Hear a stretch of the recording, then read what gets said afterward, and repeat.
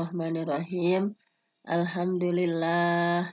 Alhamdulillahilladzi arsala rasulahu bil huda wa dinil haq liyudhhirahu 'alad dini kullih wa kafa billahi syahida. Asyhadu an la ilaha illallah wahdahu la syarikalah wa asyhadu anna Muhammadan abduhu wa rasuluhu alladzi la nabiyya ba'dah. Para ibu dan bapak ya yang sangat saya banggakan, alhamdulillah kita semua walaupun masih dalam kondisi yang kurang fit ya, banyak yang kurang sehat, tapi bismillah tidak mengurangi semangat kita untuk terus melakukan kajian subuh ini. Dan alhamdulillah tadi kita sudah melakukan tilawah dan selanjutnya melanjutkan yang kemarin ya, masih Quran surah At-Tolak ayat 1. Kemarin baru sampai fatalliquhunna li'iddatihinna. Nah, saya akan bacakan lagi, takut ada yang baru masuk ya hari ini.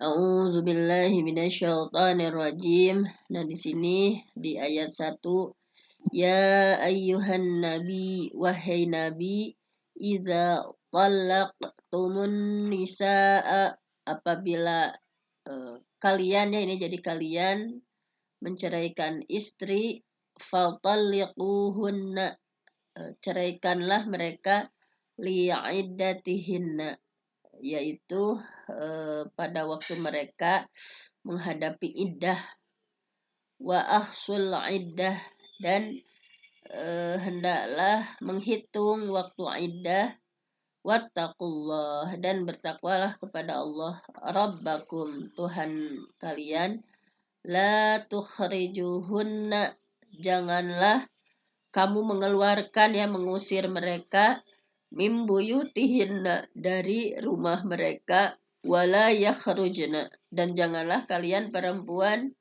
keluar dari rumah, illa, kecuali ayyatina bifahishatim mubayyinah, kecuali mereka mengerjakan perbuatan keji yang sudah jelas, watilka hududullah, dan itu adalah hukum-hukum Allah, wa may yata'adda hududallah, maka barang siapa yang ta'adda ya, melanggar hukum-hukum Allah, faqad zalama nafsah, maka sungguh ia telah dolim pada dirinya sendiri. La tadari, kamu tidak tahu, la'allallah, barangkali Allah yuhditsu, mengadakan sesuatu yang baru, ba'da zalik amra, setelah itu ya urusannya itu jadi berbeda. Nah, ketika dilakukan tolak sesuai dengan hukum-hukum Allah. Nah, kemarin sudah disampaikan ya bahwa tolak itu ada tolak sunnah, ada tolak bid'ah gitu ya, atau tolak sunni dan bid'i gitu ya. Tolak sunni itu kemarin sudah disampaikan apabila seorang suami menjatuhkan tolak ketika istrinya suci gitu ya, belum dilakukan hubungan suami istri. Atau misalkan ini yang boleh itu ketika hamil ya, yang jelas kehamilannya, nah boleh gitu. Ini yang sesuai syar'i. Tapi kalau yang bid'i itu yang haram ya masuknya, misalkan kayak tadi langsung talak 3 misalkan, atau menceraikan sesudah haid ya, suci, kemudian hubungan suami istri kemudian diceraikan. Dalam keadaan seperti itu takutnya ada benih yang sudah tumbuh, atau menceraikan perempuan dalam kondisi haid, itu haram, nggak boleh. Bukannya nggak sah ya kalau di sini, ya ini termasuk talak yang tidak sesuai syar'i. Dalam kondisi haid atau dalam masih nifas udah ditalak misalnya, nah ini sesuatu yang haram sehingga berdosa. Walaupun ada perbedaan pendapat ya kemarin, Menurut pendapat yang sebagian itu sah, kalau walaupun masuk bid'i sah gitu, jatuh talaknya sah gitu. Tapi ada pendapat dari Ibnu Taimiyah dan Ibnu Qayyim bahwa ketika dilakukan tolaknya itu karena masuknya tolak bid'ai ya, tolak yang diharamkan, maka tidak sah. Kita mau ngambil yang mana terserah Bapak Ibu ya, yang dirasa rojih yang paling kuat pendapatnya yang mana. Dan ada juga tolak yang tidak sunnah, tidak bid'ah. Misalkan menceraikan yang ketika sudah masuk menopause ya, atau perempuan yang belum head dan lain sebagainya. Belum head, sudah kemarin itu pembahasannya, dan sekarang yang akan dilanjutkan adalah dan kemarin misalkan ya ayyuhallazina amanu, wahai orang yang beriman, iza nakahtumul mu'minat, apabila kalian menikahi perempuan mukmin, summa talaqtumuhunna, kemudian menceraikan, min qabli an tamassuhunna, sebelum mencampurinya ya, sebelum bercampur, sebelum melakukan suami istri, maka tidak ada masa idah.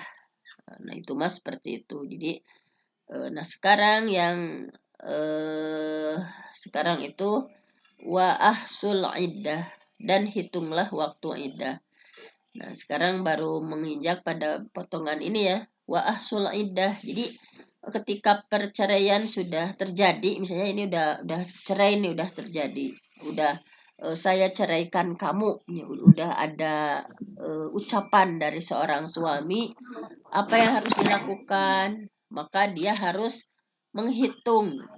Wa ahsu itu menghitung secara detail. Makanya kita sebagai seorang perempuan harus tahu detail headnya kapan, di Ciriana kalendernya, karena kan kita tidak tahu apa yang akan terjadi besok hari, itu sesuatu yang gaib. Jadi harus apik gitunya jadi perempuan. Tidak di sini wa ahsu dihitung secara detail. Seorang suami ketika menjatuhkan cerai kepada istri harus tahu berapa lama idah bagi istri yang dia ceraikan dan kapan waktu idah itu selesai gitu. Karena di balik masa idah itu masih ada hak-hak yang harus ditunaikan. Walaupun sudah jatuh talak misalnya, saya ceraikan kamu misalnya. Tapi dalam masa idah itu tetap masih sah menjadi istri, dan masih ada kewajiban suami untuk memberikan nafkah, merumahi gitu ya, atau memberikan makanan dan sebagainya. Nah, itu. Nah, kemudian kalau kemarin tolak dilihat dari sisi waktu, sekarang ada juga tolak dilihat dari jenisnya. Ada tolak roj'i ya, ada tolak bain. Nah, kita tahu ada tolak roj'i itu adalah roj'i itu kan artinya kembali ya. Jadi tolak roj'i itu adalah di mana seorang perempuan diceraikan tapi suaminya masih bisa kembali. Dan yang termasuk dalam tolak roj'i ya, seperti tolak 1 dan talak 2 gitu. Misalkan saya ceraikan kamu, nah itu dalam berapa selangnya dalam masa idah masih bisa kembali, baru tolak 1. Tolak 2 juga sama. Jadi wanita yang ditalak, baik talak 1 atau talak 2, selama masa idahnya maka statusnya masih sebagai istri gitu. Sehingga mereka itu masih harus dinafkahi, tempat tinggalnya harus masih diperhatikan, ya berbagai makanan atau keperluan sehari-harinya masih harus diperhatikan oleh suami. Akan tetapi perempuan yang sedang dalam masa idah nggak boleh dilakukan hubungan suami istri gitu. Jadi suami itu ketika dalam tolak 1 dan tolak 2 dalam masa idah itu wajib memberikan nafkah selengkapnya, tetapi nggak boleh melakukan hubungan suami istri. Nah, jika suami ingin berhubungan suami istri, misalnya ingin menggauli istrinya, maka harus rujuk dulu, rujuk kepada istri, dan harus didatangkan 2 saksi. Harus didatangkan 2 saksi, dan kalau sudah mengucapkan ingin rujuk dan ada 2 saksi, maka suami berhak untuk kembali kepada istrinya dalam masa iddah, ini ya, dalam masa iddah, tanpa persetujuan siapapun, misalkan harus minta setuju, nggak usah, yang penting dia mengucapkan ingin rujuk dan ada saksi yang 2. Nah, ketika suami meninggal pun ya dalam masa iddah ini, maka si istri berhak mendapatkan warisan karena posisinya masih sebagai status istrinya gitu. Misalkan qadarullah suaminya meninggal nih dalam masa iddah, maka tetap mendapatkan warisan. Kemudian Allah berfirman tentang berapa lama masa iddah. Masa iddah kan beda-beda ya. Masa iddah wanita yang diceraikan dalam keadaan dia suci, misalkan. Dia suci itu maksudnya setelah head, belum digauli gitu ya, belum melakukan hubungan suami istri. Wal mutallaqatu, dan para istri yang diceraikan, wal mutallaqat, dan para istri yang diceraikan, yatarabbasna, wajib menahan bi anfusihinna, diri mereka, menunggu salah sata kuru, 3 kali kuru. Jadi seperti iddahnya itu bagi perempuan suci ya, tadi setelah head belum digauli itu 3 kali kuru. Nah, ini ada perbedaan pendapat di kalangan ulama. Kuru di sana itu 3 kali kuru itu apa? Ada yang berpendapat 3 kali kuru itu adalah 3 kali head. Ada yang berpendapat 3 kali suci misalnya. Tetapi saya secara pribadi mengambil pendapat yang mengatakan bahwa kuru di sana itu 3 kali head gitu. Maka ketika seorang perempuan sudah mengalami 3 kali head setelah diceraikan, maka masa iddahnya selesai gitu. Jadi udah 3 kali head dan suami tidak bisa rujuk lagi kepada istri. Suami hanya bisa rujuk ketika wanita berada dalam masa iddah, tadi sebelum 3 bulan bisa rujuk. Maka seorang istri boleh memilih setelah selesai masa iddahnya. Dia boleh menikah dengan laki-laki lain atau boleh juga kembali kepada suaminya. Tapi ketika kembali kepada suaminya harus nikah ulang gitu. Karena udah habis beres iddah ya, harus nikah ulang seperti prosesi awal gitu. Ada mahar, ada wali, ada saksi. Nah, seperti itu. Kemudian yang kedua adalah ada tolak bain. Tolak bain itu ada 2 ya, ada bain sugro, ada bain kubro. Mungkin ini agak-agak pusing ya membahas tolak, tetapi kita harus tahu hududullah, hukum-hukum Allah, walaupun tidak terjadi pada kita semua, tapi kita harus mengedukasi orang-orang sekitar, misalkan barangkali terjadi pada saudara atau itu, nah itu yang sesuai syariatnya gimana gitu kan. Banyaknya di masyarakat banyak yang melanggar syariat-syariat Islam ketika prosesi perceraian. Jadi tolak bain itu ada 2, tolak bain sugro dan tolak bain kubro. Kalau tolak bain sugro itu ketika wanita yang ditalak 1 atau talak 2 kemudian habis masa iddah dan suaminya nggak rujuk kepada dia, maka ketika suami tidak kembali kepada istrinya itu karena karena si istri itu udah menjadi wanita ajnabi ya, bukan lagi istrinya, maka harus kembali melalui proses pernikahan sebagaimana awal pernikahan yang tadi yang dijelaskan.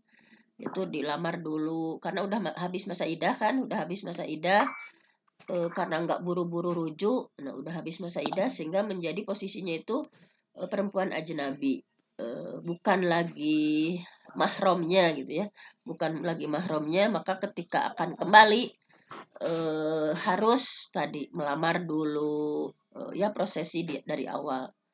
Termasuk tolak bain sugro juga adalah ketika suami mencerai istrinya talak 1 ataupun talak 2 dengan menerima iwad.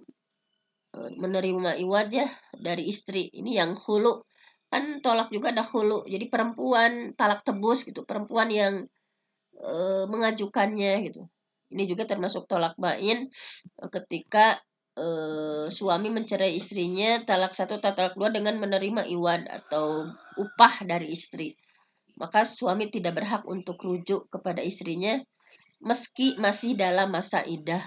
Nah, karena kan tadi kenapa suami menerima iwad gitu ya, upah dari istri walaupun masih dalam masa idah nggak boleh rujuk. Yang kedua adalah tolak bain kubro.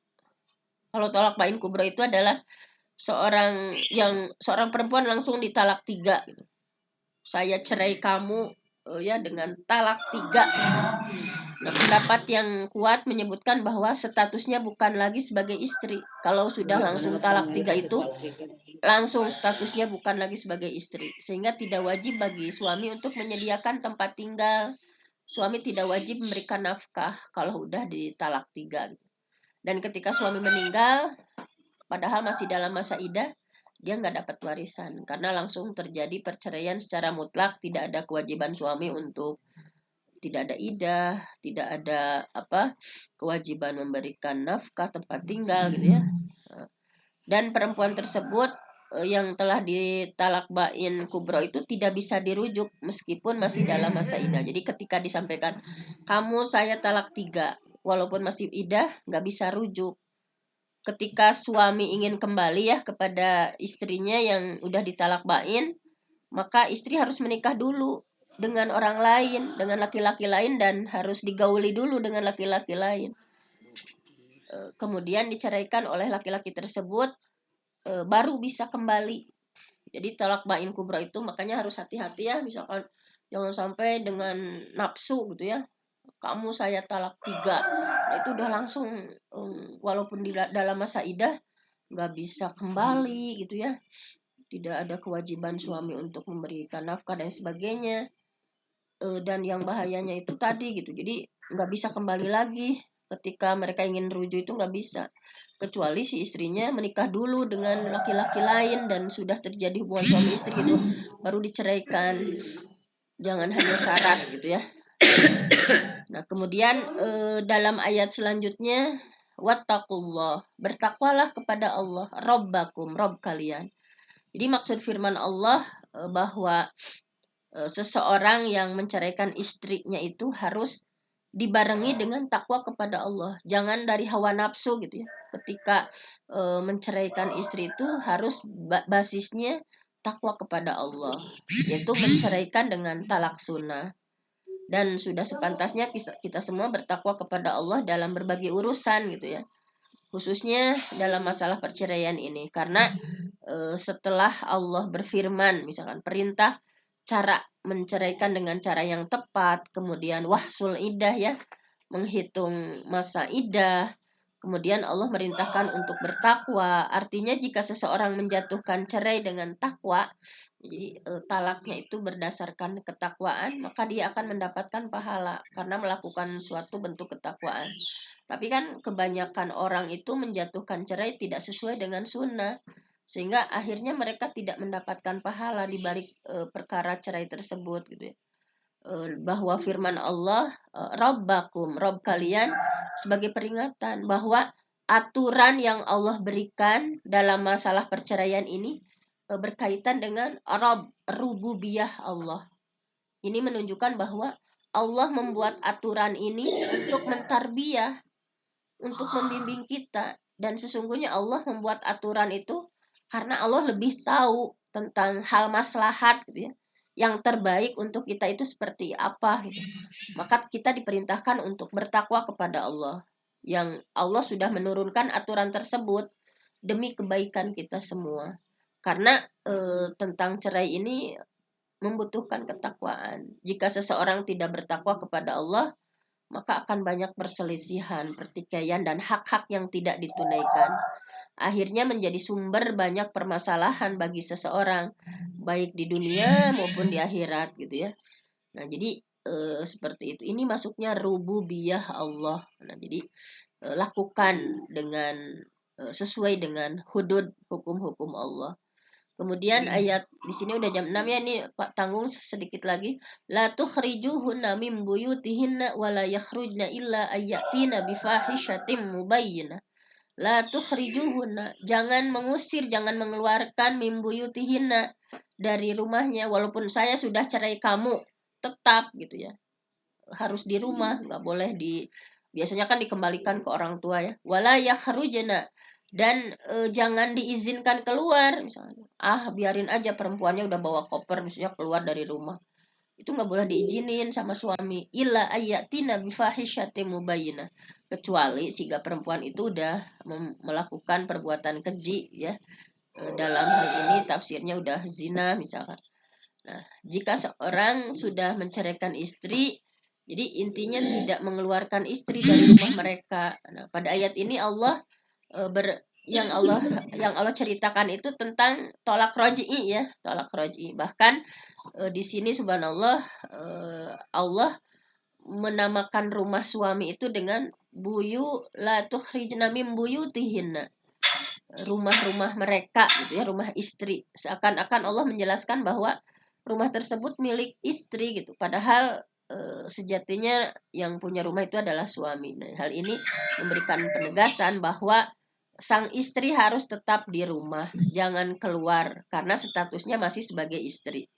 Dalam istilah Arab kan istri itu robatul bait, pemilik rumah.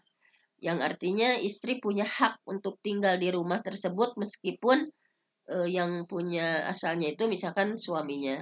Oleh karena itu seorang suami yang menceraikan istrinya tidak boleh memerintah istri untuk pulang ke rumah orang tua. Kan kalau kita di Indonesia udah saya ceraikan kamu misalnya dikembalikan ke orang tua atau ke kampung halamannya. Tidak boleh seorang wanita yang diceraikan keluar dari rumah suaminya. Nggak boleh. Haram hukumnya bagi seorang wanita yang dicerai dari rumah tanpa izin suaminya gitu ya, nekat untuk keluar rumah. Nah, ia berarti sudah berlaku zolim dan tentunya berdosa. Dia zolim kepada suami dan dia berdosa kepada Allah. Tapi dilihat saja ya, di Indonesia itu muslimin muslimat itu tidak menjalankan perintah Allah dalam bercerai ini. Jangankan pada perkara cerai gitu ya. Misalnya ada masalah kecil, istri nekat gitu kabur misalnya. Seorang istri intinya tidak boleh keluar dari rumahnya, apalagi dengan pertikaiannya kecil ya, misalkan seperti itu. Nah, adapun ketika sang istri mendapatkan ancaman, misalnya yang membahayakan nyawa, nah misalkan membahayakan nyawa, nah itu mah nggak apa-apa, pergi dari rumah gitu ke tempat yang lebih aman. Nah, untuk aturan ini ya tidak boleh perempuan yang dicerai keluar dari rumah, intinya banyak dilanggar oleh di Indonesia ya, seperti muslimin kita yang langsung pergi ke rumah orang tua, sehingga masalah yang ada di rumahnya itu berpindah ke rumah orang tua mereka ya, ke mertua mereka, sehingga tidak menghasilkan solusi yang tepat. Padahal jika seseorang ingin dia mendapatkan jalan keluar dari berbagai permasalahan, maka itulah aturan Allah. Jika seorang istri udah dicerai, maka tidak boleh keluar dan tidak boleh dikeluarkan dari rumah. Nah, itu seperti itu. Sudah jam 6 lebih ya. Ini memang agak panjang ya tentang ini, tapi kita sudahi dulu. Kasihan mau pada aktivitas. Yang penting mudah-mudahan kita semua bisa mengingatkan ya orang-orang sekitar kita ketika ada sesuatu yang ingin bercerai atau cerai adalah sebagai sebuah solusi, lakukan dengan penuh ketakwaan, lakukan sesuai dengan hudud atau hukum-hukum Allah yang Allah sudah syariatkan dalam Al-Quran. Mungkin hanya itu saja, besok kita lanjutkan. Aku qauli hadza wa astaghfirullah li wa lakum. Wassalamualaikum warahmatullahi wabarakatuh. Waalaikumsalam warahmatullahi wabarakatuh. Terima kasih. Terima kasih kami ucapkan kepada Ustazah Dr. Penti Inayati yang selalu setia memberikan tafsir Al-Quran ya. Dan kali ini tentang seputar talak ya. Mudah-mudahan kita semua lebih mengetahui dan punya pengetahuan seputar nikah talak rujuk ya. Ya mudah-mudahan kita tidak terhindar dari tolak ini. Semoga kita semua menjadi keluarga yang sakinah, harmonis sampai Allah memisahkan kita nanti dengan maut maksudnya gitu. Baiklah, partisipan ngaji subuh yang dirahmati oleh Allah Subhanahu wa taala. Kita tutup kajian haji kali ini dengan membacakan istighfar 3 kali, kemudian doa kafaratul majlis dan alhamdulillah bersama-sama. Astagfirullahaladzim, astagfirullahaladzim, astagfirullahaladzim, subhanakallahumma wa bihamdika asyhadu an la ilaha illa anta astaghfiruka wa atubu ilaik. Walhamdulillahirabbil alamin. Kita tutup dengan alhamdulillahirabbil alamin. Mohon maaf atas segala kekurangannya. Sampai bertemu besok hari. Wassalamualaikum warahmatullahi wabarakatuh. Waalaikumsalam warahmatullahi wabarakatuh. Terima kasih Rumah yang telah memandu acara ini. Jazakumullah khairan katsiro, Bunda Penti, Bunda Hajah Nunung, dan semua yang telah berkenan hadir di Zoom ini. Semoga Allah membalasnya dengan kebaikan. Mudah-mudahan kita semua yang hadir di Zoom ini selalu ada dalam lindungan dan rahmat Allah Subhanahu wa taala. Amin. Mudah-mudahan kita semua yang hadir di Zoom ini juga diberikan kesehatan. Untuk yang sakit semoga cepat disembuhkan, dimudahkan segala urusannya, tetap istiqomah untuk selalu hadir di Zoom ini. Amin ya rabbal alamin. Saya selaku mohon maaf atas segala kekurangan dan kehilapan, terutama pas ngaji ya suka demam panggung. Sama, Bu. Mohon maaf. Semoga Allah mengampuni kesalahan kita semua. Billahi taufik wal hidayah. Wassalamualaikum warahmatullahi wabarakatuh. Waalaikumsalam warahmatullahi wabarakatuh. Saya izin menutup ruangan. Ya, Bun. Recording stopped.